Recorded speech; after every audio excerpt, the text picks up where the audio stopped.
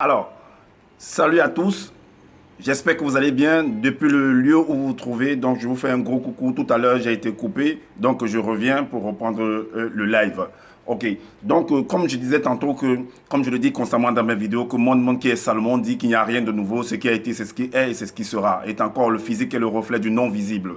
Et Tété, par son verbe, parle tantôt d'une manière, tantôt d'une autre. Et l'on y prend point de garde. Alors, si toi qui m'écoutes actuellement, si tu ne prenais pas garde autrefois, alors je te supplie de prendre garde maintenant par rapport à ce que tu peux voir, entendre, et retiens ce qui est bon, analyse bien la situation et partage-le avec tes enfants. Et c'était très très important parce que l'éducation, il est dit que le peuple périt faute de connaissances. Est-ce que vous voyez? Donc, il faut bien analyser les situations parce qu'il y a des embûches en chemin. Donc, on doit connaître tous ces embûches-là.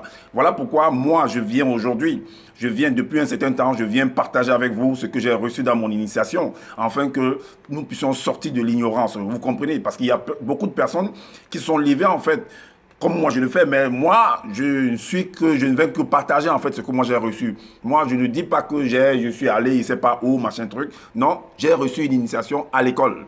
Et c'est ce que je viens partager avec vous. Est-ce que vous comprenez? Alors, donc voilà pourquoi je vous supplie de prendre vos tabourets, de prendre vos bancs, de venir vous asseoir, afin qu'on puisse partager la bonne nouvelle. Est-ce que vous comprenez? Donc, on va faire comme on le faisait à l'école, pour ceux qui vont encore à l'école, pour ceux qui ne vont plus à l'école, mais de toute façon, vous devez comprendre que l'école ne finit jamais, on ne finit jamais d'apprendre. Alors, donc, on va les plus faibles et les plus forts on va s'entraider afin d'être prêts pour l'examen. Est-ce que vous comprenez? Donc, comme je disais tantôt, il y a beaucoup de personnes qui se sont levées, qui se lèvent et qui se lèveront toujours pour venir se donner des titres. Premier né, deuxième né, ainsi de suite. Mais nous allons entrer dans le sujet, au cœur du sujet pour savoir qu'est-ce qu'il en est réellement. Parce que les Bibles que vous voyez, les Bibles classiques, lui second, peu importe le nom qu'on va donner. Donc, ce sont des livres qui sont très, très importants. Ne les déchirez pas. Est-ce que vous voyez? Parce que je vois souvent dans les réseaux sociaux, les gens qui se permettent de déchirer les livres. Quand tu déchires ça, tu es en train de déchirer l'objet du crime. Est-ce que vous comprenez? Et tu ne pourras pas aboutir à la solution. Là-dedans, il y a en fait la vérité. Il y a également le contraire de la vérité. Et c'est important, nous devons le connaître. Nous devons connaître le contraire de la vérité et la vérité. Mais sauf que les éléments sont dispatchés un peu de partout. Donc, on a besoin de l'initiation pour pouvoir accéder à tous ces différents points, à tous ces différents éléments qui nous permettent et puis de venir les aligner afin que la bonne image puisse apparaître comme un jeu de puzzle. Est-ce que vous comprenez? Alors, donc aujourd'hui, on va parler de cette histoire, de ce personnage de Jésus-Christ. Est-il le premier-né et qui est le sauveur et le défenseur? Quels sont ces mots qu'on utilise, que les gens emploient pour venir en fait nous, et c'est pas nous embrouiller et ainsi de suite, on va savoir. Mais de toute façon, pour entrer dans le vif du sujet, on va d'abord dans Apocalypse 22 au verset 18 à 19. Il est dit, je le déclare, à quiconque entend les paroles de la prophétie et de ce livre, si quelqu'un y ajoute quelque chose, Dieu le frappera. J'ai déjà dit, expliquer qu'est-ce que c'est que Dieu. Dieu, c'est un homme, c'est une créature. Alors, donc comme toi, tu es Dieu, si tu es un homme, alors si tu es une femme, tu es une déesse. Est-ce que tu vois? Donc, parce que Psaume 82, verset 6 le dénonce. Alors, donc, Dieu le frappera des fléaux décrits dans ce livre. Et si quelqu'un retranche quelque chose des paroles du livre de cette prophétie, Dieu retranchera sa part de l'arbre de vie et de la ville sainte décrit dans ce livre. Alors, on va maintenant dans le livre de Chroniques. Dans le livre des Chroniques, Chroniques chapitre 1 au verset 16 à 22. Chronique 16, verset 20 à verset 22. Alors, il est dit, ne touche pas à mes oins et ne fais pas de mal à mes prophètes. Dans d'autres versions, on dit ne touche pas à mes messies. Dans d'autres versions, on dit ne touche pas à mes Christ. Ne touche pas à mes Christ, mes oins. Est-ce que vous voyez? Mes oins, mes messies. Donc, il y a plusieurs messies. Et un messie, c'est un oint. C'est quelqu'un que, c'est comme une élite. Tu peux aller au village, par exemple. Tu es peut-être un prince ou un roi ou je ne sais pas quel titre que tu vas avoir dans ton pays, dans ton village, dans ta localité. Et que les anciens du village, en fait, de la localité se lèvent, ils se mettent à prononcer des paroles de bénédiction sur ta personne. Est-ce que vous voyez? Ils te oignent, ils te lavent et ainsi de suite. C'est ça qu'on appelle un messie. Et là, tu deviens comme un porte-parole. Comme on dit en bas, le mpodol. Le mpodol, c'est le messie. C'est celui qui est la voix des sans-voix. Il se lève, il se met devant pour parler, pour défendre, en fait, le patrimoine étatique, pour défendre la terre des ancêtres, pour défendre l'héritage. Est-ce que vous comprenez? Donc, contre l'oppresseur, contre le colon, contre tous ces personnes, ces envahisseurs. Est-ce que vous voyez? Ça peut être de notre côté, comme ça peut être de l'autre côté. Ça peut être nous qui voulons aller envahir de l'autre côté et ceux-là vont se défendre. Ça peut être que c'est eux qui veulent venir nous envahir et nous devons nous défendre. Comme c'est le cas actuellement, comme ça a été le cas dans les temps autrefois avec les Omniobé, les Matempo Samba, les Madola, les Rudolf de la Mangabel, comme ça a été le cas dans d'autres pays également par rapport à Thomas Sankara, à Patrice Lumumba et beaucoup d'autres également, comme c'est le cas les Kémy Séba qui s'élèvent, qui parlent un peu de partout. Donc tous ces dissidents qui s'élèvent un peu de partout pour pouvoir s'exprimer, pour pouvoir défendre la cause par exemple des Noirs. Et il y a aussi également ceux qui sont à l'Occident qui défendent, qui se lèvent également pour défendre la cause également des Néphilim. Est-ce que vous voyez? Donc c'est ce qui est dit dans une formule que l'homme parle tantôt du moyen, tantôt du nom et l'on y prend point garde. Parce que tout ça, c'est la terre. Et tout le monde doit défendre, c'est normal de défendre son territoire. Même les animaux le font. Alors, donc, on va maintenant dans le livre de Matthieu. Dans le livre de Matthieu, vous allez comprendre que ce personnage de Jésus, on a voulu nous montrer qu'il est trop intriguant. On a centré tout sur sa personne. On a pris les prophéties qui se sont annoncées sur d'autres prophètes, sur d'autres messies, sur d'autres oins, sur d'autres Christ. On est venu centrer ça sur lui pour dire que c'est lui le grand messie, d'autres sont les petits messies et ainsi de suite. Mais arrêtons de nous.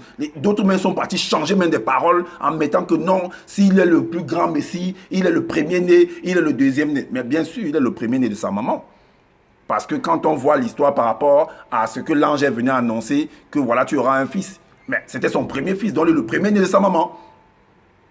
Il est le premier-né de sa maman sur la terre. Est-ce que vous comprenez?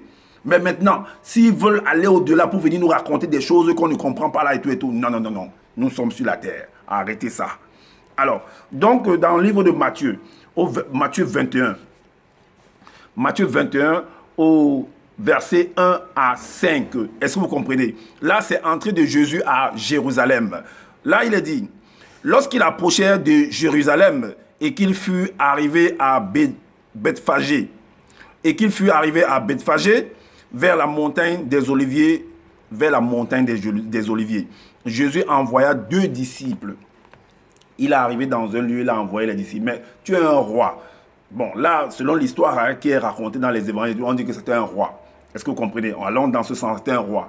Mais un roi qui se balade, il est à pied, il n'a pas de véhicule, avec tout l'argent, tous les honneurs qu'il a, et il est là pour aller. L'âne qu'il a envoyé, qu'on a cherché, c'était pour lui. C'était pour lui. Est-ce que vous voyez? Vous voyez quelqu'un qui se permet de pouvoir aller prendre les choses des gens sans toutefois demander l'autorisation, sans toutefois, comme si en fait tout l'appartenait en fait. Donc, il est arrivé à Jérusalem. Il est arrivé comment? À pied. Donc, il marche à pied. Donc, il demande qu'on aille prendre l'âne pour lui. On aille prendre l'âne pour lui. Alors, Jésus envoya 2 disciples en leur disant, allez au village qui est devant vous, vous trouverez aussitôt une ânesse attachée et un ânon avec elle. Détachez-les et amenez-les moi. Est-ce que vous voyez? Amenez-les moi. C'est jusqu'au verset 5. Si quelqu'un vous dit quelque chose, vous répondrez, le Seigneur en a besoin. Et à l'instant, il les laissera aller. Le verset 4 nous dit, or, ceci arriva enfin que s'accomplisse. Ceci arriva enfin que s'accomplisse. Donc il y a une prophétie. Enfin que s'accomplisse ce qui avait été annoncé par le prophète. Quel prophète? On va voir ça. Vous allez voir que ce sont des usurpateurs. Celui qui est venu mettre ça. C'est pourquoi je vous dis toujours que ce livre, en fait, il y a des parties de vérité un peu de partout. Il faut juste savoir. Et s'il y a des parties de contre-vérité, il faut juste savoir les enlever. Est-ce que vous voyez? Il faut savoir les enlever. Et ça, il faut subir une initiation, une bonne initiation pour pouvoir savoir quoi enlever et quoi ne pas enlever. C'est un peu comme la parabole des moissonneurs, où les disciples ont demandé à ce Jésus de donne-nous, on va aller enlever. Mais attendez, vous ne connaissez pas encore comment séparer l'ivraie de la bonne semence. Vous pouvez aller vouloir enlever la livraie et puis bap, vous enlevez même la bonne semence. Faites attention. Alors, or, ceci arriva enfin que s'accomplit ce qui avait été annoncé par le prophète. 2 points. Voilà ce qui était annoncé. Dites à la fille de Sion, deux points, voici ton roi vient à toi, plein de douceur, et monté sur un âne, sur un ânon, le petit d'une ânesse. Donc il arrive quelque part, il s'arrête là-bas et il demande allez me prendre telle chose et tout, pour faire comme, pour montrer que oui, c'est lui, c'est de lui dont on parle en fait. Or que c'est une prophétie qui s'est annoncée, c'est une parole qui s'est réalisée avec une autre personne. Maintenant, lui veut faire comme si, en fait, en copiant en fait la réalisation de l'autre personne, des œuvres de l'autre personne. Est-ce que vous voyez? Donc, on va aller en fait là où, on va aller dans le livre de Zacharie, parce que Zacharie parle également de ça. Et on va arriver en fait, peu à peu. Dans le livre de Zacharie au chapitre 9, le verset 9, c'est Jérusalem sauvée. Est-ce que vous voyez? Parce que Jérusalem, c'est la ville où c'est les Israélites en fait. Alors, soit transpercé, soit transporté d'allégresse, fille de joie, c'est les mêmes paroles. Soit transporté d'allégresse, fille de Sion. Pousse des cris de joie, fille de Jérusalem. Voici, ton roi vient à toi. Il est juste et victorieux.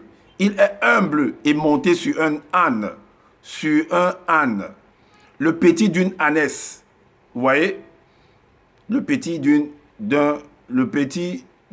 ânesse. Est-ce que vous voyez?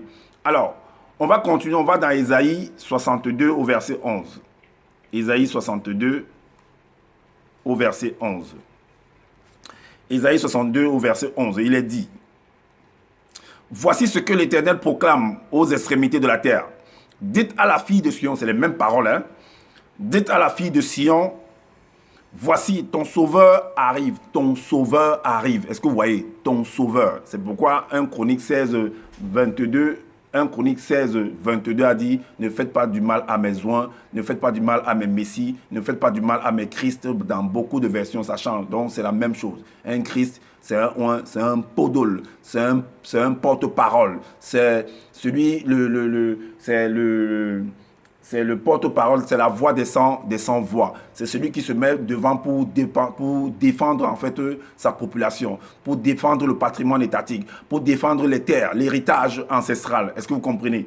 C'est ce que ceux dont j'ai cité là ont également réalisé. Ils étaient également des Christ, des Messies, des oints. Est-ce que vous voyez? Alors, donc ici, dans Ésaïe 62, verset 11, il est dit que voici ce que l'Éternel proclame aux extrémités de la terre. Dites à la fille de Sion, voici ton sauveur arrive. Voici le salaire est avec lui. Et les rétributions le précèdent. Est-ce que vous voyez? On va aller également dans Ésaïe 43 au verset 43 au verset 3. Il est dit, Ésaïe 43 au verset 3. Isaïe 43 au verset 3. Le titre c'est l'Éternel seul qui rachète Israël. Ok, donc nous fait comprendre que c'est l'Éternel. Et j'ai dit également que l'Éternel c'est un homme. On va écrire l'Éternel ou bien l'Éternel Dieu ou bien Dieu. C'est un homme sur la terre. Voilà. Donc parce que dans Hébreux 1, 7, il a dit il fait des. Parce que si vous croyez que c'est un ange, pour qu'un ange vienne sur la terre, il faut qu'il ait un corps physique. Et s'il a un corps physique, c'est un homme sur la terre. Est-ce que vous voyez? Donc, Ésaïe 43 au verset 3, il est dit: car je suis l'Éternel ton Dieu, le Saint d'Israël, ton Sauveur. Est-ce que vous voyez? Je donne l'Égypte pour ta rançon, l'Éthiopie et Saba à ta place. Est-ce que vous comprenez? Donc, si ils vont par exemple essayer de prendre Ésaïe 19, 20, où il est écrit par exemple que ce sera pour l'Éternel des armées un signe et un témoignage, ils crieront dans le pays d'Égypte et non ailleurs. Dans le pays d'Égypte, ça s'adresse à l'Égypte. Donc ne venez pas nous pomper la tête en déplaçant, en allant coller ça ailleurs pour dire que ça, on s'adresse par exemple à l'Éthiopie ou bien au Cameroun ou bien il sait pas. Non, ici c'est écrit l'Égypte. Est-ce que cette prophétie s'adresse à l'Égypte? Allez dans tout, dans le livre de Jérémie, dans le livre d'Ésaïe, ça parle de l'Égypte. Est-ce que vous comprenez? Donc on dit, mais pour que quelqu'un te sauve, celui qui te sauve, il te défend également. Parce que pour te sauver, il faut qu'il se place devant. il te sauve. En même temps qu'il est devant toi, il te défend également. Il défend ta cause. C'est ce qu'il dit qu'il défend le patrimoine étatique, l'héritage des ancêtres. Donc il est sauveur, en même temps défenseur. Est-ce que vous comprenez? C'est une personne en fait qui a ces deux facettes-là, qui regroupe en fait ces deux titres-là, ces deux mots qu'on vient de prononcer. Donc s'ils veulent en fait usurper cette parole-là au verset 20-là, ben, ça s'adresse à l'Égypte, aux Égyptiens. Parce qu'eux aussi, ils ont droit à quelqu'un pour les défendre. Comme dans tous les pays, en France, il y a des personnes qui se lèvent. Au Cameroun, il y a des personnes qui se lèvent également, qui se sont levées et qui se lèveront toujours. Dans tous les pays du monde, dans tous les clans, il y a des hommes qui ont été placés, qui se sont levés pour défendre en fait leur patrimoine étatique, pour défendre leurs coutumes, pour défendre leurs traditions. Est-ce que vous comprenez? Voilà. Donc que les gens ne viennent pas nous dire, en prenant ce verset, en sortant de ce verset de son contexte pour nous dire que, oh non, ça s'adresse à telle personne, et en griffonnant, en ajoutant des choses qu'il ne faut pas ajouter là-dedans. C'est du mensonge pur et simple. Est-ce que vous comprenez? Alors, donc, dans Ésaïe 43, à ce niveau qu'on était, si je ne me trompe pas, je crois qu'on a lu, Ésaïe 43, verset 3, je crois qu'on l'a lu, voilà. On va également dans Ésaïe 45. On va également dans Ésaïe 45, au verset 15. Il est dit, « Mais tu es un Dieu qui te cache, Dieu d'Israël, sauveur. » Est-ce que vous comprenez? Dieu d'Israël, sauveur. Dieu, c'est un homme. Est-ce que vous comprenez? C'est un homme qui va se lever pour venir parler. Mais peut-être vous allez vous poser la question, pourquoi il dit toujours que Dieu, c'est un homme? Le Créateur, celui ton nom, le Créateur, tu ne peux pas le voir. Il est hors de tout ce que tu peux concevoir et même ne pas concevoir. Il a créé tout. Tout est déjà manifesté. Et nous sommes là pour pouvoir reproduire d'après le modèle. Voilà pourquoi je dis que tous ces noms-là qu'on donne là, parce que de Genèse à Apocalypse, c'est la création de la terre. Parce que la terre est le reflet du non visible, donc de mon moi intérieur. Est-ce que vous comprenez? Mon corps physique est le reflet de mon moi spirituel. Est-ce que vous comprenez? Donc tout a été manifesté de Genèse à Apocalypse, tout est bouclé déjà. Voilà pourquoi je ne fais pas mention par exemple du Créateur. Je parle de nous ici sur la terre. Tous ces noms qu'on donne là, tous ces titres qu'on donne là, l'Éternel, le Sauveur, tout ceci, c'est les hommes. Est-ce que vous comprenez? Parce que dans Exode 2, 7, 1, on dit à Moïse quoi? Va, je te fais Dieu. Mais qui le fait Dieu? Qui lui donne le titre de Dieu là? C'est toujours un homme. Quand on te grade général, ce n'est pas un homme qui vient te mettre les galons. C'est un homme qui vient te mettre les galons. Alors, donc, mais tu es un Dieu qui te cache. Dieu d'Israël, sauveur. Est-ce que vous comprenez? Et alors, on retourne tout, on va dans Ésaïe 11. Ésaïe chapitre 11. Le chapitre 11, il est dit là, on va lire à partir du verset 1 à 5. Il est dit, puis, le truc, c'est le temps messianique, donc les messies. C'est ça que 1 Chronique 16, 22 disait, ne faites pas du mal à mes hommes, ne faites pas du mal à mes messies, à mes prophètes, et ainsi de suite. Parce que c'est ça en fait. Puis un rameau sortira du tronc d'Isaïe. Un rameau sortira du tronc d'Isaïe. On parle d'une famille, d'une lignée. D'autres vont venir en fait usurper le titre de cette lignée-là pour faire pour eux avec. Hein. Voilà un peu le truc. Mais reste dans ta lignée. Reste dans ton village et parle, défendre la cause de ton village. Défends la cause de ton pays.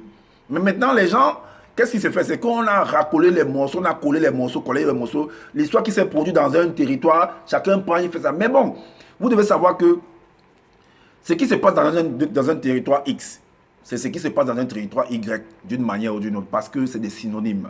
Parce que l'Oba, Tété, parle tantôt d'une manière, tantôt d'une autre, et là on y prend point garde. Est-ce que vous comprenez? C'est la même chose. Tout a été fait à base d'eau. Et tout c'est de l'eau, peu importe la disposition, peu importe la matière que ça aura. C'est de l'eau. Puis un rejeton sortira du tronc d'Isaïe.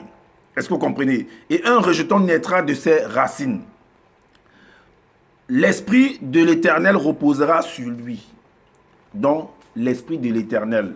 Mais, puisque je dis que l'Éternel, c'est un homme, on dit l'esprit de l'Éternel. Ça veut dire que quand tu fais un enfant, tu lui confères en fait ton pouvoir. Parce que ta semence, en fait, il y a tout ton pouvoir là-dedans. Et cette semence-là, il y a tout, il y a la connaissance dedans. Maintenant, quand cet enfant va sortir, tu continues, tu as su que cette connaissance va se développer en fait. Est-ce que vous voyez ça? Parce qu'il se débrouille seul, mais il arrive à se débrouiller seul. Donc même quand tu ne seras plus de cette réalité que tu es parti, parce que l'homme a appelé à venir, et à partir de la même manière qu'il est venu, c'est comme ça qu'il repart. C'est ce qu'on appelle la naissance. C'est équivalent, c'est proportionnel à la mort. C'est la même chose. Alors, l'esprit de sagesse, d'intelligence, esprit de conseil, de force, esprit de connaissance et de crainte de l'Éternel. Il respirera la crainte de l'Éternel. Ça veut dire que, quand on dit l'esprit de l'Éternel et tout, ça veut dire que le papa va lui donner des recommandations, va lui donner des ordonnances. Voilà comment les choses se sont passées. C'est pour cela qu'on dit que pour arranger ton présent, il faut rentrer dans ton passé. Dans ton passé, c'est par rapport à ce que ton père t'a laissé comme recommandation. Est-ce que vous voyez? C'est un peu comme la récitation du laboureur et ses enfants. Un riche laboureur sentant sa mort fit venir ses enfants, il leur parla sans témoin. Donc il leur donne des recommandations. C'est ce que David a fait avec ses enfants. Est-ce que pas David, Jacob a fait avec ses enfants? Est-ce que vous comprenez? Il leur a donné des bénédictions. En fait, c'est des bénédictions qu'il leur accorde. Il a donné la bénédiction à chacun. Est-ce que vous comprenez? À chacun de ses enfants. Et de ces enfants-là, il y avait Judas. Il y avait Judas. Est-ce que vous comprenez? Et de Judas, en fait, va venir David. Et de David également va naître quelqu'un de très très important, qui est Salomon. Et c'est de Salomon dont on parle là depuis. Donc, alors, il respirera la crainte de l'Éternel et il ne jugera point sur l'apparence et il ne prononcera point sur un oui-dire. Mais, il jugera les pauvres avec équité et il prononcera avec droiture sur les malheureux de la terre. Il frappera la terre de sa parole comme d'une verge, et du souffle de ses lèvres, il fera mourir le méchant. La justice sera la ceinture de ses flancs, et la fidélité, la ceinture de ses reins. Est-ce que vous croyez? Vous pouvez voir en fait l'histoire par rapport aux deux femmes qui discutaient un enfant, là, comment David aime le roi Salomon a jugé cette affaire. Est-ce que vous voyez? Donc c'est un exemple. Alors, on va aller dans le livre de Jérémie. On va aller dans le livre de Jérémie. Jérémie, le chapitre 23. Jérémie 23, au verset 5. Jérémie 23, au verset 5. Il est dit, le titre c'est contre les bergers infidèles. Le verset 5 nous dit, voici, les jours viennent, dit l'Éternel, où je susciterai à David un germe. Est-ce que vous comprenez? Un germe juste. Il régnera en roi et prospérera. Il pratiquera la justice et l'équité dans le pays. Et David, comme j'ai dit, vient de cette lignée de Juda. Est-ce que vous comprenez? C'était le fils à Isaïe, David, qui a été roi. Pendant la période d'histoire entre dans le livre des rois, où on parle de Saül. Est-ce que vous comprenez? Parce que Israël, le peuple demandait un roi, le prophète Samuel était là et puis il leur a donné, il a oint en fait Saül. Et de Saül est venu David. Et de David maintenant, parce que David, on va nous faire comprendre qu'on parle d'un premier et d'un deuxième né. Mais David n'avait pas qu'un enfant, il avait plusieurs enfants. Mais celui qui a été digne, c'était Salomon. Est-ce que vous comprenez? De pouvoir s'asseoir à la place de son papa. Est-ce que vous comprenez? Donc c'est de lui dont on parle là depuis. Les gens viennent usurper des titres en disant que oh non, c'est ceci, c'est cela. Alors, on continue, on va dans Jérémie 33. Jérémie 33 au verset 14 à 17. 14 à 17. Il est dit, voici les jours viennent, dit l'Éternel, que j'accomplis. Vous voyez que ces mêmes récits se retrouvent partout dans tous les livres là. Donc tous ces gens-là sont venus encore refaire les mêmes choses d'une manière ou d'une autre. D'une manière ou d'une autre. C'est pourquoi on dit que le Nouveau Testament est l'ombre de l'Ancien Testament. Donc c'est la même chose en fait d'une manière ou d'une autre. Maintenant, les mêmes paroles se retrouvent, c'est un peu dispatché un peu de partout. Voici les jours viennent, dit l'Éternel, où j'accomplirai la bonne parole que j'ai dite sur la maison d'Israël. C'est ça qu'il avait dit à David. La maison d'Israël et sur la maison de Juda, parce que Juda est venu, Isaïe, David, et puis Salomon.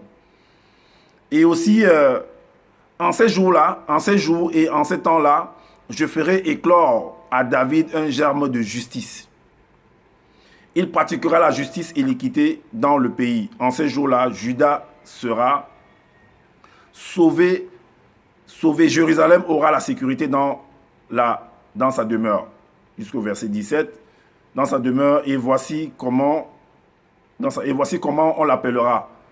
On l'appellera l'Éternel notre justice. Voilà, ce sont des titres comme ça. Donc, notre Père de justice, notre Dieu de justice, l'homme de la justice. Car ainsi parle l'Éternel, David ne manquera jamais d'un successeur. David ne manquera jamais d'un successeur, assis sur le trône de la maison d'Israël. Donc, David, qu'est-ce qu'il a succédé si ce n'est pas Salomon? Sur la maison d'Israël. Donc, on va maintenant dans le psaume. Dans Psaume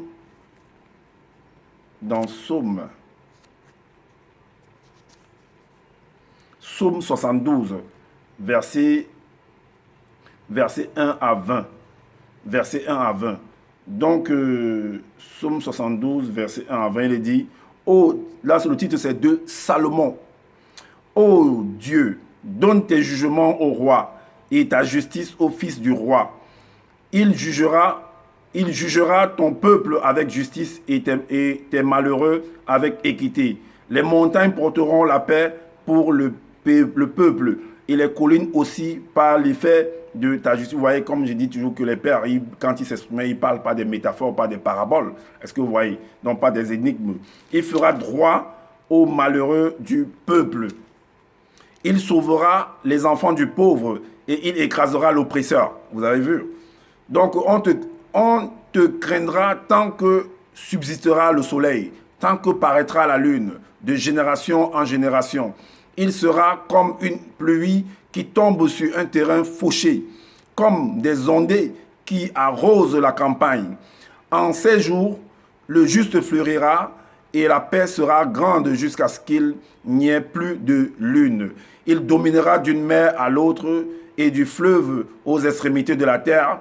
Devant lui, les habitants du désert fléchiront le genou et ses ennemis lécheront la poussière. Les rois de Tarsis et des îles paieront des tribus. Vous allez voir, si vous partez lire l'histoire des rois, vous allez voir qu'il y a des bateaux qui venaient de Tarsis pour venir, qui apportaient des lingots d'or au roi Salomon. L'histoire est là, dans le livre des rois, si je ne me trompe pas. Alors, donc, les rois de Tarsis et des îles paieront des tribus. Les rois de Séba et de Saba offriront des présents. Mais la reine de Saba est venue offrir des présents. Alors, tous les rois se prosterneront devant lui. Toutes les nations te le serviront. Car il délivrera le pauvre qui crie et le malheureux qui n'a point d'aide. Il aura pitié du misérable et de l'indigent. Et il sauvera. Et il sauvera. Et il sauvera la vie des pauvres. Et il les affranchira de l'oppression et des violences. Est-ce que vous voyez? Donc c'est un podole, c'est un messie, c'est un oint, c'est un Christ, un puissant d'ailleurs. Donc, et leur sang aura du prix à ses yeux. Ils vivront et lui donneront de l'or de Séba. Ils prieront pour lui sans cesse. Ils le béniront chaque jour. Les blés abonderont dans le pays au sommet des montagnes et leurs épis s'agiteront comme les arbres du Liban. Les hommes fleuriront dans les villes comme l'herbe de la terre. Son nom subsistera toujours, aussi longtemps que le soleil, son nom se perpétuera. Et ainsi, Salomon parle toujours de lui. Donc, quand je commence le début de mes vidéos, je dis toujours que Salomon, qui est monde, dans les Bibles classiques, dit qu'il n'y a rien de nouveau, ce qui a été, le sera. Et voilà, donc il a des formules qui sont très très terribles. Il a écrit beaucoup de livres, il a écrit, les proverbes, il a écrit même dans les psaumes, hein, oui, dans les psaumes, il a ses récits là-dedans. Donc il a écrit l'Ecclésiaste, il a écrit le livre de Siracide, il a écrit quoi d'autre? Il a écrit Cantique des Cantiques, et je ferai une vidéo sur Cantique des Cantiques. Vous serez surpris en fait de ce que le roi Salomon mentionne là-dedans. Alors, donc son nom subsistera toujours aussi longtemps que le soleil, son nom se perpétuera. Par lui, on se bénira mutuellement et toute les nations le diront heureux. Alors, fin, bon, là, ils ont écrit au verset 18, béni soit l'Éternel, Dieu, le Dieu. Bon, là, alors, au verset 20, fin de prière de David, fils de d'Isaïe. Est-ce que vous comprenez? Donc, là, ça s'adressait à son fils, à ce fils-là de Salomon qui devait arriver, puisqu'on a dit de Salomon. Donc, ce sont les paroles, comme on a dit à la fin, de son papa par rapport à lui. Alors, donc, on va même dans un roi, dans le livre de Rois, un roi, chapitre 3, au verset 5 à 12. 5 à 12, il est dit, à Gabaon, l'Éternel apparut en songe à Salomon pendant la nuit, et Dieu lui dit, demande ce que tu veux que je te donne. Salomon répondit, tu as traité avec une grande bienveillance ton serviteur David, mon père, parce qu'il marchait en ta présence dans la fidélité, dans la justice et dans la droiture de cœur envers toi. Tu lui as conservé cette grande bienveillance et tu lui as donné un fils qui est assis sur son trône, comme on le voit aujourd'hui en parlant de lui-même. Maintenant, Éternel mon Dieu, tu as fait régner ton serviteur à la place de David, mon père, et moi, je ne suis qu'un jeune homme, je n'ai point d'expérience. Ton serviteur est au milieu du peuple que tu as choisi, peuple immense qui ne peut être ni compté ni nombré à cause de sa multitude.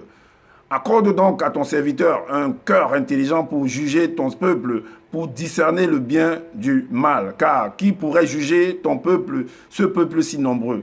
Cette demande de Salomon plut au Seigneur et Dieu lui dit, puisque c'est là ce que tu demandes, puisque tu ne demandes pour toi ni une longue vie, ni la richesse, ni la mort de tes ennemis, et que tu demandes de l'intelligence pour exercer de la justice, mais en fait, dans tout ça, il y a toujours la richesse dedans, et c'est une richesse qu'il est en train de demander.